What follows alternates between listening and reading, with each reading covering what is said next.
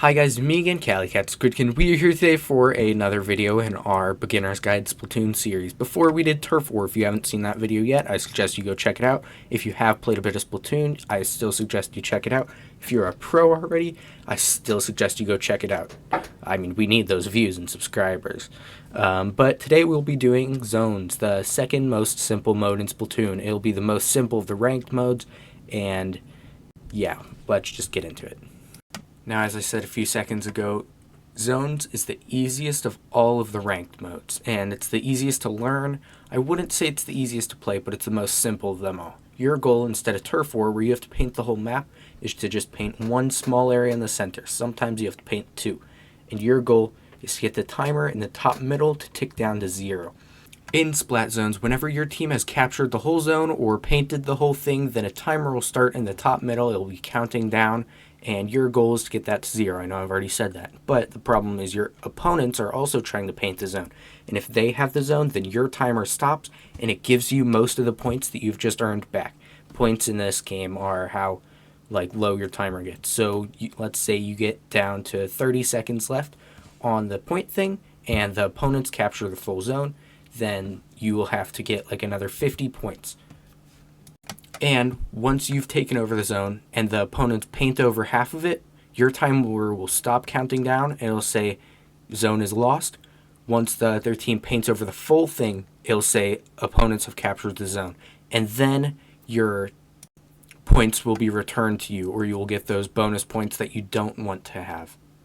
Splat Zones is also very different from Turf War in many ways besides just the objective. Number one, of course, the objective. Number two, you have 5 minutes to play this mode instead of 3 minutes like Turf War. Number three, the timer will stop if one team gets to 0 points and the game will end there.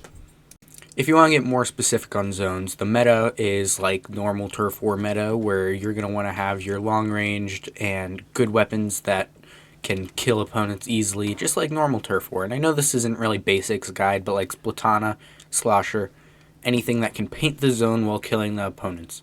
There are also certain specials in Splatoon. These are called cheese specials for zones, where they can cap the zone instantly and give it to your team. And this is again more of advanced tactics and stuff, but weapons like that are Reef Slider, Ink Vac, anything that can create big explosions that can either take half of the zone or the full zone, which will make it so your opponents have to get more points.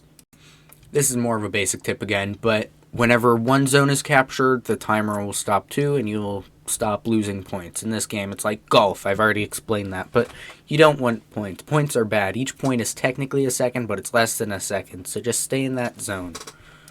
Once your team has captured the zone, usually you're going to want to push up in front of the zone into the opponent's base. You're going to want to keep long-range weapons behind, like chargers and splatlings, but if you're a shooter or a Splatana or a Slosher, like I said, you're going to want to push forward and guard so the opponents can't get to your base.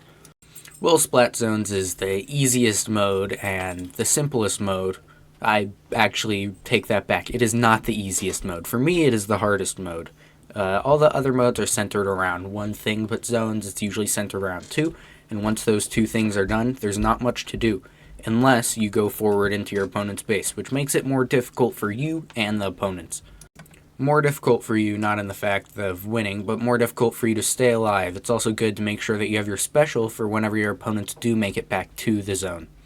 With Splat Zones, it's especially important to make use of your full kit, number one, with your main weapon, but number two, your sub-weapon, so your bombs. Make sure that you're able to use them in the zone, and if you have something like Ink Mine, that's a good thing to throw into the zone.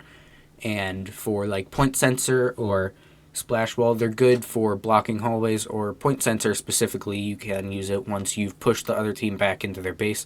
Make sure that you've located them for 10 seconds, so then once they get back to the zone, you can locate them.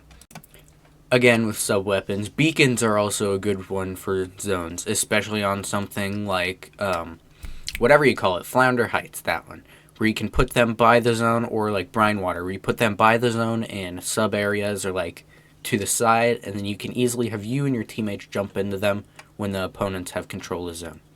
And then you also need to make sure that you use your special well. Like I said previously, cheese specials, or you can use stuff like Trizooka and Booyah Bomb to get your opponents out of the zones. And I will explain more about these specials and how you can use them in our future videos. about these specific specials. Unlike Turf War, it's very important that you try for kills against your opponents, because that will eliminate them and make it so they can't push the objective against you anymore. Unlike Turf War, where when they're alive, you're doing the same amount as them, and it's not always worth it to risk dying. But in Zones, you have 3 other teammates who, because you're in ranked mode, are going to be better than in Turf War, and they will be able to help you. And they will often be able to help you by double teaming against opponents or with their specials like Big Bubbler or Tacticooler, which are support specials that are helpful for your team but not always helpful for you. And I know this video has been quicker, but that's really all there is to Zones. Zones is an easy-ish mode that's definitely easier to play compared to the other ones, but it's harder to win and get good at. I hope you guys will check out my other video. It should be on screen right now. And subscribe, like, comment. It takes me hours to make these videos, and it takes you guys half a second to subscribe, so please consider it. And thanks for watching. Goodbye.